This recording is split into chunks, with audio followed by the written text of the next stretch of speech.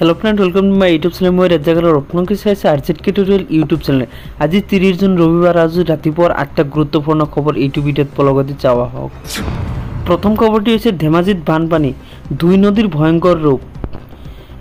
এইবার গাই আৰু লেচিয়া নদীয়ে ধেমাজি ৰাজচক্ৰ অন্তৰ্গত গোহাইগাঁও পঞ্চায়তৰ আমগুৰি, ভামগাঁও, বৰাচিৰা আদি বহুকেইখন গাঁৱৰ পথাৰ জলমগ্ন কৰিছে।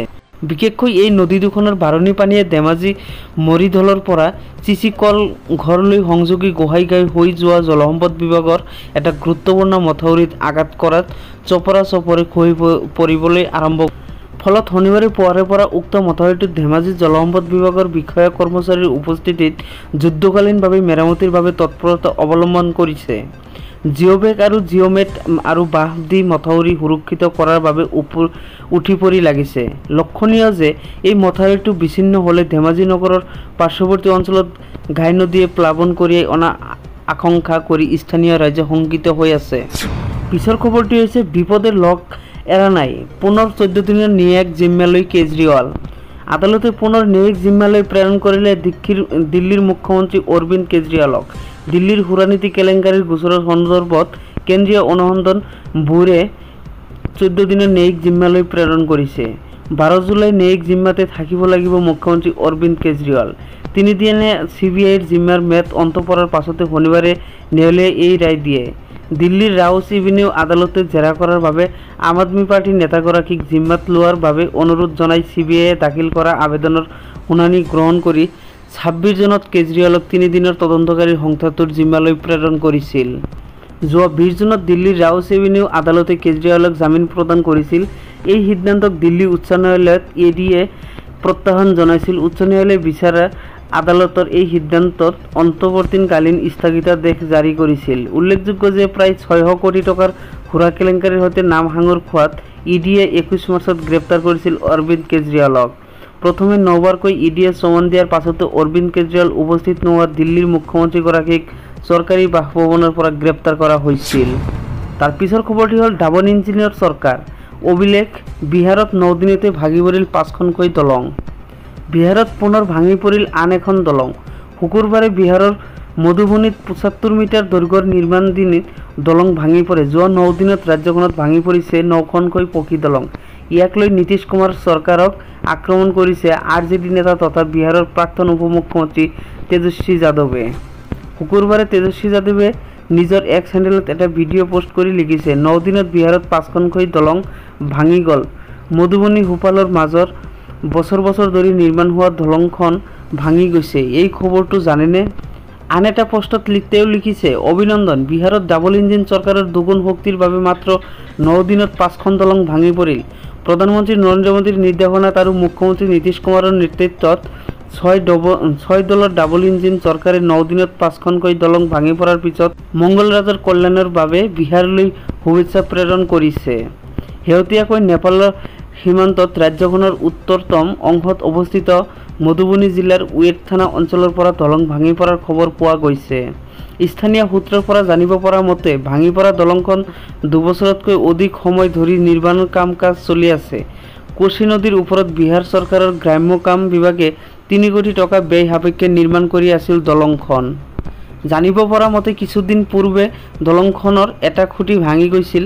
ইতিমধ্যে এই ঘটনাৰ তদন্ত আৰম্ভ কৰিছে প্ৰশাসনে।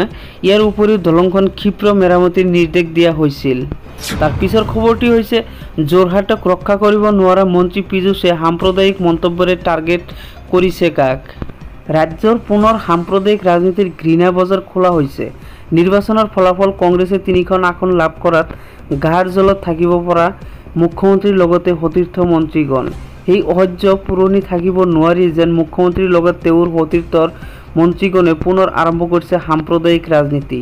উল্লেখ্য যে ধুবুৰীত বিজেপিৰ কথিত বুকুৰ কুটুম বদৰুদ্দিন আজমলৰ পৰাজয় বাৰুকৈয়ে ভাগি পৰিছে মুখ্যমন্ত্ৰীৰ লগতে সতীৰ্থ মন্ত্ৰীগণ। সেই কেঁচা ঘাটে আকৌ টেঙা তেল ঢালি দিলে নগাঁও প্ৰদ্যুৎ বৰদলৈৰ বিজয়ে। ইফালে যোৰহাটত গৌৰৱ গগৈক ৰুধিব নোৱাৰি মুখলজ্জাত পৰিছে মুখ্যমন্ত্ৰী হিমন্ত বিশ্ব শৰ্মাৰ লগতে মন্ত্ৰী পীযুষ হাজৰিকা সহ সমগ্ৰ বিজেপি নেতা মন্ত্ৰী। লোকসভা নিৰ্বাচনৰ এই জ্বলনপূৰণ কেহাতিহা সহ্য কৰিব নোৱাৰি সেয়ে এতিয়া মুখ্যমন্ত্ৰীৰ লগতে মন্ত্ৰী পীযুষ হাজৰিকাও উকালি দিছে নিষ্কৃষ্ট সাম্প্ৰদায়িক মেৰু বিভাজনৰ ৰাজনীতি। অসমৰ নগাঁও আৰু নামনি অসমৰ ধুবুৰী লোকসভা সমষ্টিত বিপুল বিজয় সাব্যস্ত কৰা কংগ্ৰেছক ভোট দিয়া লোকসকল সাম্প্ৰদায়িক বুলি আখ্যা দি কেবিনেট মন্ত্ৰী পীযুষ হাজৰিকাই তাৰে প্ৰমাণ দিছে। লোকসভা নিৰ্বাচনৰ প্ৰচাৰত যোৰহাট আৰু নগাঁও লোকসভা সমষ্টিত বিজেপিক সন্মুখৰ পৰা নেতৃত্ব দিয়া গেৰুৱা দলটোৰ ষ্টাৰ কেম্পেইনাৰ পীযুষ হাজৰিকাৰ মতে কেৱল সাম্প্ৰদায়িক লোকসকলে লোকসভা নিৰ্বাচনত ভোটদান কৰিছে। অকল সাম্প্ৰদায়িক লোকসকলে কংগ্ৰেছক ভোট দিছে। কংগ্ৰেছে যদি ৭৫ বা ৭৪ লাখ ভোট পাইছে তেন্তে তাৰ ভিতৰতে ৫৮ পৰা ৫৯ লাখ ভোটে এটা বিশেষ জাতি বা সম্প্ৰদায়ৰ। কিন্তু আমি সকলোৰে ভোট পাইছোঁ। বিজেপিয়ে বিশেষকৈ অসমীয়া, খিলঞ্জীয়া আৰু ভাৰতীয় ভোট পাইছোঁ। গতিকে অসমৰ ৰাজনীতি সাম্প্ৰদায়িক কোন? অসমৰ ৰাজনীতিত সাম্প্ৰদায়িকতাবাদ কোনে কৰে সেই কথা ৰাইজে ভাবি চাওক। মন্ত্ৰী পীযুষ হাজৰিকাৰ ভয়ংকৰ মন্তব্য এয়া। সেয়ে এতিয়া প্ৰশ্ন, ভোটাৰক শ্ৰেণী বিভাজন কৰা, হিন্দু আৰু খিলঞ্জীয়া ভোট কেৱল বিজেপিয়ে লাভ কৰা বুলি কোৱাটো কি সাম্প্ৰদায়িক নহয় নেকি? হিন্দু সাম্প্ৰদায়িকতা কৰা মন্ত্ৰী পীযুষ হাজৰিকাই ইয়াৰ উত্তৰ দিবলৈ সাহস কৰিবনে? তাৰ পিছৰ খবৰটি হৈছে মোদী চৰকাৰৰ ওপৰত নতুন চাপ নীতিশৰ, গৃহীত হ'ল প্ৰস্তাৱ। কিছুদিন পূৰ্বে মোদীৰ নেতৃত্বত কেন্দ্ৰত পুনৰ চৰকাৰ গঠন কৰিছিল NDA। তৃতীয়বাৰৰ বাবে প্ৰধানমন্ত্ৰী হিচাপে শপত গ্ৰহণ কৰিছিল নৰেন্দ্ৰ মোদীয়ে। অকলে সংখ্যাগৰিষ্ঠতা লাভ নকৰাৰ বাবে নীতিশ কুমাৰৰ JDU আৰু চন্দ্ৰবাবু নাইডুৰ তেলেগু দেশম পাৰ্টিৰ সহযোগত চৰকাৰ গঠন কৰে ভাৰতীয় জনতা পাৰ্টিয়ে। এনে পৰিস্থিতিত নীতিশ কুমাৰৰ দলে মোদী চৰকাৰৰ ওপৰত হেঁচা বৃদ্ধি কৰি নতুন প্ৰস্তাৱ গৃহীত কৰে। শনিবাৰে JDUৰ ৰাষ্ট্ৰীয় কাৰ্যনিৰ্বাহক সভাত বিহাৰক বিশেষ ৰাজ্যৰ মৰ্যাদা প্ৰদানৰ দাবীত গৃহীত হয় প্ৰস্তাৱ। ৰাষ্ট্ৰীয় কাৰ্যনিৰ্বাহক বৈঠকৰ অন্তত JDUৰ এগৰাকী জ্যেষ্ঠ নেতাই কয়, বিহাৰক বিশেষ ৰাজ্যৰ মৰ্যাদা দিয়াৰ দাবী নতুন নহয়। বিহাৰৰ উন্নয়ন আৰু অধিক ত্বৰান্বিত কৰাৰ লগতে ৰাজ্যৰ বিভিন্ন প্ৰত্যাহ্বান মোকাবিলা কৰিবলৈ বিশেষ ৰাজ্যৰ মৰ্যাদা অধিক গুৰুত্বপূৰ্ণ। উল্লেখ্য যে এই প্ৰস্তাৱত বিহাৰত সংৰক্ষণৰ কথাও উল্লেখ কৰা হৈছে। শেহতীয়াকৈ বিহাৰত সংৰক্ষণ ৬৫% বৃদ্ধি কৰা হৈছে। এই সংৰক্ষণ ৰূপায়ণৰ ক্ষেত্ৰত যাতে কোনো আইনী বাধা নাথাকে তাৰ বাবে পদক্ষেপ গ্ৰহণ কৰা হৈছে। এই সংৰক্ষণ ব্যৱস্থা সংবিধানৰ ৯ম অনুসূচীত অন্তৰ্ভুক্ত হোৱাটো বিচাৰে JDUৱে। তাৰ পিছৰ খবৰটি হৈছে ১৫-২০ জুলাইলৈ উজনি অসমত অগ্নিবীৰ নিযুক্তি প্ৰক্ৰিয়া। ভাৰতীয় সেনাবাহিনীয়ে ইতিমধ্যে অগ্নিবীৰ জোৱানৰ দ্বিতীয় পৰ্যায়ৰ নিযুক্তি প্ৰক্ৰিয়া আৰম্ভ কৰাৰ কথা ঘোষণা কৰিছে। এই নিযুক্তি প্ৰক্ৰিয়াই ভাৰতীয় সেনাবাহিনীৰ আভ্যন্তৰীণ মানৱ সম্পদৰ প্ৰয়োজনীয়তা পূৰণৰ বাবে গ্ৰহণ কৰাৰ প্ৰচেষ্টাক উৎকৃষ্ট পৰ্যায়লৈ ৰূপান্তৰিত কৰাৰ ক্ষেত্ৰত এক উল্লেখযোগ্য মাইলৰ খুঁটি হিচাপে পৰিগণিত কৰিছে, যাৰ দ্বাৰা ইচ্ছুক প্ৰাৰ্থীয়ে নিযুক্তিৰ ক্ষেত্ৰত ই এক আসোঁৱাহবিহীন আৰু কাৰ্যক্ষম বাছনি প্ৰক্ৰিয়া হিচাপে গণ্য হৈছে। যিহেতু এই নিযুক্তি প্ৰক্ৰিয়া সমাৱেশ, সত্য, ন্যায্য আৰু স্বচ্ছ, সেই হেতুকে কোনো প্ৰাৰ্থীকে কোনো মধ্যভোগীৰ কাষ নাচাপিবলৈ সেনাই আহ্বান জনাইছে। এই নতুন নিযুক্তিৰ ব্যৱস্থাৰ অংশ হিচাপে ২০২৪ চনৰ এপ্ৰিল মাহৰ মে মাহত প্ৰথম পৰ্যায়ত সমগ্ৰ দেশতে এক অনলাইন প্ৰৱেশ পৰীক্ষা অনুষ্ঠিত কৰা হৈছিল।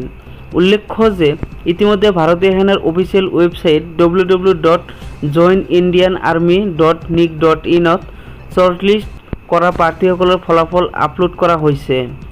উজনি অসমৰ ৯খন জিলা ক্ৰমে চৰাইদেউ, শিৱসাগৰ, ধেমাজি, ডিব্ৰুগড়, গোলাঘাট, যোৰহাট, লখিমপুৰ, মাজুলী আৰু তিনিচুকীয়াৰ বাবে সমাগত অগ্নিবীৰ নিযুক্তি সমাৱেশ ১৫ জুলাইৰ পৰা ২০ জুলাইলৈ অসমৰ তেজপুৰৰ মিছামাৰী কেণ্টনমেণ্টৰ যশৱন্ত সিং ষ্টেডিয়ামত অনুষ্ঠিত কৰা হ'ব। শ্বৰ্টলিষ্ট কৰা প্ৰাৰ্থীসকলে বিভাগীয় ৱেবছাইটৰ পৰা প্ৰৱেশ পত্ৰ ডাউনলোড কৰি এই প্ৰক্ৰিয়াত অংশগ্ৰহণ কৰিব পাৰিব। প্ৰাৰ্থীসকলৰ এই সন্দৰ্ভত যদি কিবা জানিবলৈ থাকে বা বৰ্তমানলৈ যদি কোনো প্ৰাৰ্থীয়ে প্ৰৱেশ পত্ৰ লাভ কৰা নাই তেনে ক্ষেত্ৰত তেওঁলোকে সেনা নিযুক্তি কাৰ্যালয় যোৰহাটত ইমেইল ID দি ap.upper@nic.in আৰু হেল্পলাইন নম্বৰ 037623333136 আৰু 6901963193ত যোগাযোগ কৰিব পাৰিব বুলি জানিবলৈ দিয়া হৈছে। ধুবুৰীত কাঠফুলাৰ দৰে গঢ়ি উঠিছে ফাৰ্মাচী ডায়েগনষ্টিক চেণ্টাৰ। শেহতীয়াকৈ ধুবুৰীত কাঠফুলাৰ দৰে গঢ় লৈ উঠা ফাৰ্মাচী আৰু ডায়েগনষ্টিক চেণ্টাৰবোৰৰ অধিকাংশ চৰকাৰী নিয়ম নীতি অনুসৰি থাকিবলগীয়া আন্তঃগাঁথনি আছেনে নাই সেয়া এক প্ৰশ্ন হৈ দেখা দিছে। উল্লেখ্য যে উন্নত স্বাস্থ্য সেৱাৰ বাবে ধুবুৰীলৈ অহা চৰাঞ্চল আৰু গ্ৰাম্য অঞ্চলৰ সহজ সৰল গঞা ৰাইজৰ অজ্ঞতাৰ সুযোগ ল'বলৈ স্থানীয় একাংশ ফাৰ্মাচী আৰু এছাম ডায়েগনষ্টিক চেণ্টাৰে দালাল নিয়োগ কৰাৰ দীৰ্ঘদিনীয়া অভিযোগ আছে। আনকি দালালৰূপী একাংশ ৰিক্সা আৰু ই ৰিক্সা চালকে ধুবুৰীৰ বাহিৰৰ পৰা অহা গঞা ৰাইজক ভাল চিকিৎসক বা ফাৰ্মাচীলৈ নিয়াৰ গইনাৰ নিজৰ কমিশ্যনৰ পূৰ্বে বন্দোবস্ত থকা ফাৰ্মাচী অথবা ডায়েগনষ্টিক চেণ্টাৰলৈ নিয়ে বুলি দীৰ্ঘদিনৰ পৰাই এক বুবু বাবা আছে। ইপিনে ধুবুৰীৰ চৰকাৰী খণ্ডৰ একাংশ ধনলিপ্সু চিকিৎসকেও নিজৰ চৰকাৰী কৰ্তব্যতকৈ নিজে জড়িত হৈ থকা ব্যক্তিগত খণ্ডৰ ফাৰ্মাচী আৰু ডায়েগনষ্টিক চেণ্টাৰৰ কামক অগ্ৰাধিকাৰ দিয়া বুলিও প্ৰয়াস অভিযোগ উত্থাপিত হ'বলৈ লোৱাৰ পোৱা গৈছে। আনকি উপায়হীন হৈ 2023 বৰ্ষৰ 13 ছেপ্টেম্বৰ তাৰিখে DMCH/2023/4059 নম্বৰৰ এখন আদেশ পত্ৰ যোগে কৰ্তব্যৰ সময়ত একাংশ ব্যক্তিগত চিকিৎসালয়ত ব্যক্তিগত ভিত্তিত জড়িত নহ'বলৈ মেডিকেল কলেজখনত কৰ্মৰত একাংশ চিকিৎসক আৰু চিকিৎসাকৰ্মীক সাৱধানবাণী প্ৰদান কৰিবলগীয়া হৈছিল চিকিৎসা মহাবিদ্যালয়ৰ ডিন তথা মুখ্য অধীক্ষকে। অৱশ্য সময় বাগৰাৰ লগে লগে DMCH কৰ্তৃপক্ষৰ সেই নিৰ্দেশ ফুটুকাৰ ফেনত পৰিণত হোৱাৰ উপক্ৰম ঘটা বুলিয়েই উচ্চাৰিত হৈছে। ইপিনে ধুবুৰীৰ শেহতীয়াকৈ কাঠফুলাৰ দৰে ঘূৰি উঠা ফাৰ্মাচী আৰু ডায়েগনষ্টিক চেণ্টাৰবোৰৰ চৰকাৰী নিয়ম অনুসৰি থাকিবলগীয়া আন্তঃগাঁথনি আৰু আনুষংগিক নথিপত্ৰ থকা নথকাৰ বিষয়টো লৈ স্থানীয় স্বাস্থ্য বিভাগে ৰহস্যজনক নীৰৱতা অৱলম্বন কৰাৰো অভিযোগ উঠিছে। তাৰে পৰিপ্ৰেক্ষিতত এই সমগ্ৰ বিষয়বোৰ লৈ মুখ্যমন্ত্ৰী ডক্টৰ হিমন্ত বিশ্ব শৰ্মাৰ প্ৰত্যক্ষ হস্তক্ষেপৰ কামনা কৰিছে ধুবুৰীকে ধৰি জিলাখনৰ সাধাৰণ ৰাইজ। তাৰ পিছৰ খবৰ হৈছে 17 বছৰৰ বিৰতিৰ পিছত মহেন্দ্ৰক্ষণ টি-20 বিশ্বকাপ 2024ৰ খিতাপ দখল ভাৰতৰ। জিকিল ভাৰত, হাৰিল দক্ষিণ আফ্ৰিকা। 2007 চনৰ পিছত আকৌ ঘূৰি আহিল সেই মহেন্দ্ৰক্ষণ। টিম ইণ্ডিয়াৰ হাতত তুলি ল'লে টি-20 বিশ্বকাপৰ ট্ৰফি। ৰোহিত শৰ্মাৰ নেতৃত্বত পুনৰ এবাৰ টিম ইণ্ডিয়াই দেশৰ নাম বিশ্ব ক্ৰিকেটত সোণালী আখৰেৰে লিপিবদ্ধ কৰিলে। 7 ৰানত বিশ্বকাপৰ ফাইনেলত জিকিল ভাৰত। টছত জিকি প্ৰথমে বেটিং কৰাৰ সিদ্ধান্ত লৈছিল অধিনায়ক ৰোহিত শৰ্মাই।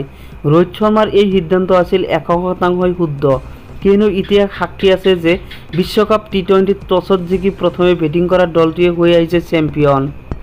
ইয়াৰ উপৰি টি-20 বিশ্বকাপৰ ইতিহাসত যিটো দল টছ জিকে সিয়ে চেম্পিয়ন হোৱাৰ সম্ভাৱনা বেছি।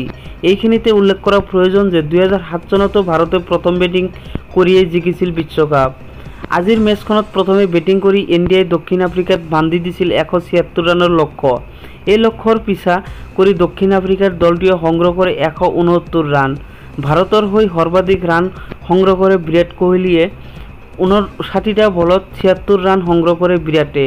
ইফালে সুন্দৰ বেটিং কৰি ৰান আউট হয় অক্ষৰ পেটেলে 31টা বলত সংগ্ৰহ কৰে 47 ৰান। ফাইনেল মেচখনত অধিনায়ক ৰোহিত শৰ্মাই 5টা বলত 9 ৰান সংগ্ৰহ কৰাৰ বিপৰীতে ঋষভ পেণ্ট 0 ৰানতে আউট হয়। সূৰ্যকুমাৰেও আজি নিজৰ খেল প্ৰদৰ্শন কৰিব পৰা নাছিল। 177 ৰানৰ পিছা কৰি খেলপথাৰত নমা দক্ষিণ আফ্ৰিকাৰ দলটোৰ অপেনাৰ হেনড্ৰিক্স 5টা বলত 5 ৰান কৰি পেভিলিয়নমুখী হয়। অধিনায়ক মাকাৰমো 5টা বলত 4 ৰান সংগ্ৰহ কৰি আউট হয়। দক্ষিণ আফ্ৰিকাৰ হৈ সৰ্বাধিক ৰান সংগ্ৰহ কৰে কেলছেন। 27টা বলত 52 ৰান সংগ্ৰহ কৰে দক্ষিণ আফ্ৰিকাৰ এই খেলুৱৈগৰাকীয়ে। ভাৰতৰ হৈ অৰ্শদীপ সিঙে 2টা, বুমৰাহ 2টা, হাৰ্দিক পাণ্ডিয়া 3টা, পেটেলে 1টা উইকেট দখল কৰে। ভাৰতীয় দলটোৱে এই বিশ্ব জয়ৰ পাছতে প্ৰধানমন্ত্ৰী আৰু ৰাষ্ট্ৰপতিয়ে শুভেচ্ছা জ্ঞাপন কৰে দলটোৰ প্ৰতিগৰাকী খেলুৱৈক। আজি ৰাতিপুৱাৰ খবৰ ইমানেই। যদি ভাল লাগিছে এটা লাইক কৰি দিব আৰু শ্বেয়াৰ কৰি দিব।